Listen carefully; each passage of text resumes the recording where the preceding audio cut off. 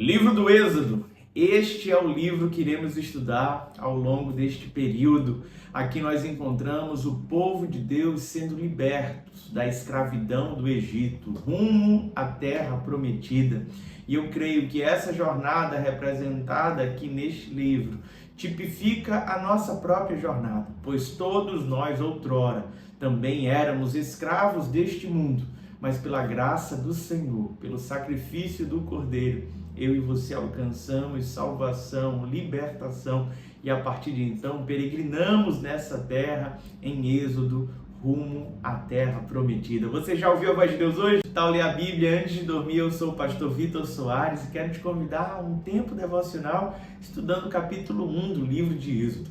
Este capítulo se inicia com o nome daqueles filhos de Jacó que foram então para a terra do Egito.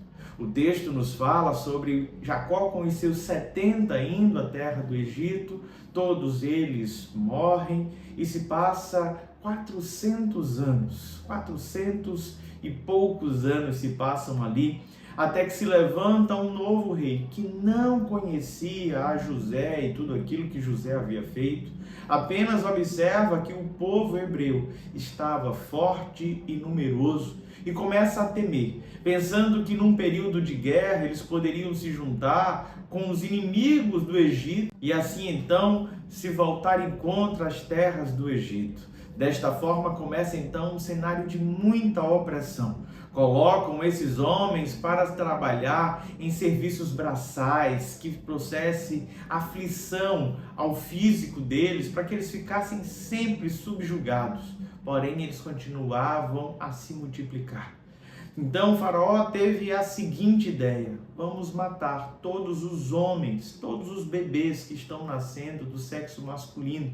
E dessa forma, com o controle de natalidade, eles poderiam ter um número maior e mais forte do que o do povo hebreu.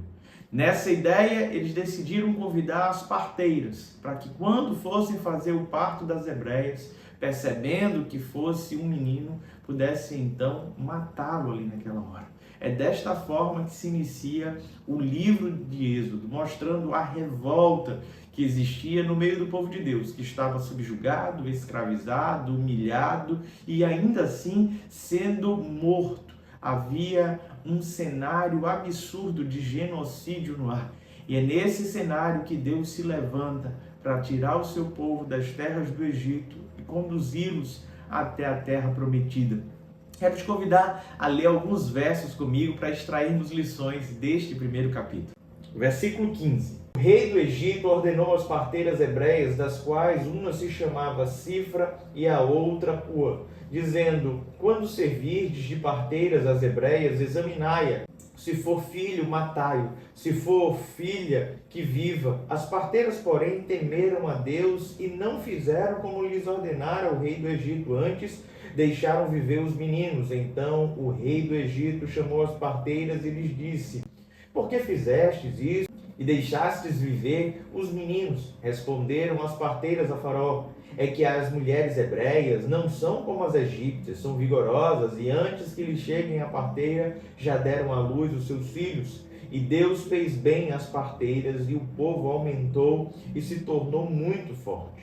E porque as parteiras temeram a Deus, ele lhes constituiu família. Então ordenou o Faraó a todo o seu povo, dizendo: a todos os filhos que nascerem aos hebreus lançareis no Nilo, mas a todas as filhas deixareis viver. É tão cruel isso que nós lemos, uma sociedade que vivia em busca do poder, o medo de serem então confrontados, entrarem em guerra, fazia com que eles sempre tomassem medidas drásticas. E o povo tentava então sempre se prevenir, agindo com perversidade, maldade, como nós vemos aqui. O povo de Israel está sendo escravizado, está sendo humilhado e agora os seus filhos varões estão sendo condenados à morte. Esse processo de controle de natalidade era estatal, instituído pelo próprio rei do Egito.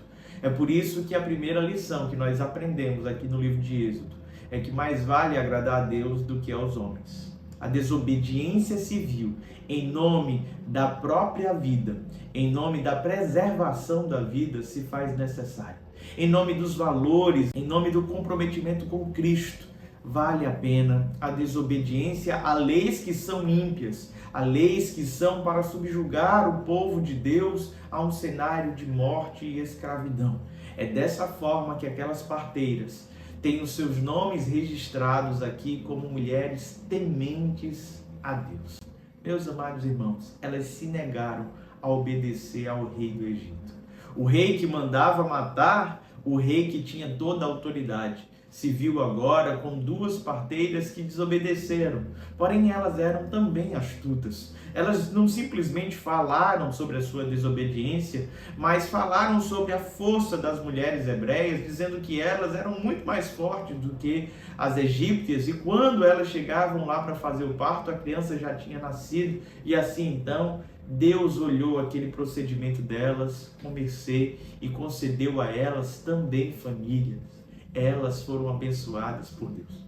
Nós precisamos entender que toda recompensa vem de Deus. Se eu e você ficarmos aguardando apenas dos homens, nós nunca receberemos realmente aquilo que é de Deus para as nossas vidas. Não se contente com o que o mundo tem para te dar, não se contente com o salário aqui desta terra, pois nós entendemos que nada se compara ao que Deus tem preparado para o seu povo. Vale a pena a fidelidade, vale a pena a obediência a Deus, vale a pena agradar a Deus do que agradar aos homens. É desta forma que essas mulheres preservam então a vida de muitos meninos hebreus, fazendo com que a ira de Faraó se acendesse ainda mais. E neste cenário do capítulo 1 é que surge a necessidade de alguém que fosse o libertador daquele povo.